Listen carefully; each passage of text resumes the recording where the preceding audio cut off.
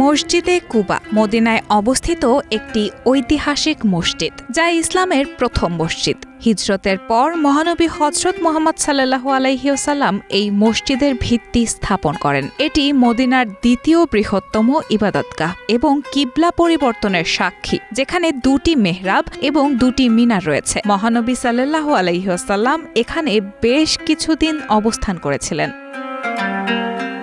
মহানবী হযরত মুহাম্মদ সাল্লাল্লাহু আলাইহি ওয়াসাল্লাম মক্কায় ইসলাম প্রচার শুরু করলে নির্যাতন বৃদ্ধি পায়। তাই তিনি ৬২২ খ্রিস্টাব্দে প্রিয় সাহাবী হযরত আবু বকর রাদিয়াল্লাহু আনহু এর সঙ্গে মদিনায় হিজরত করেন। মদিনাবাসীরা আনন্দিত হয়ে রাসূলুল্লাহ সাল্লাল্লাহু আলাইহি সাল্লামকে বরণ করতে কুবা পল্লীর কাছে জড়ো হতেন। একদিন এক ইহুদি দূর থেকে মরুভূমির ধুলাবালি উড়ে আসতে দেখে তাদের আগমনের খবর দেন এবং এরপর মদিনাবাসীরা মহানবী সাল্লাল্লাহু আলাইহি ওয়াসাল্লামকে আদরে বরণ করেন।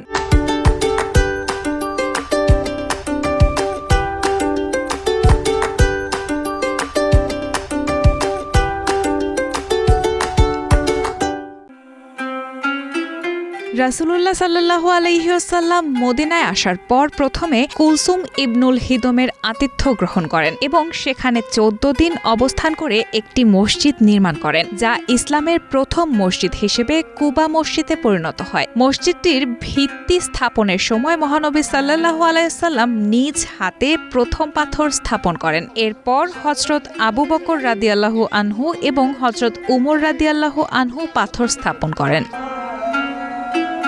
কুবা মসজিদ সম্মান ও মর্যাদায় মসজিদে হারাম, মসজিদে নববী ও মসজিদে আকসার পর স্থান পায়। মহান আল্লাহ তাআলা সূরা তাওবার আয়াত ১০৮-এ বলেন, যে মসজিদ প্রথম দিন থেকেই প্রতিষ্ঠিত হয়েছে তাকওয়ার উপর, সে মসজিদে নামাজ পড়তে আরও বেশি হকদার।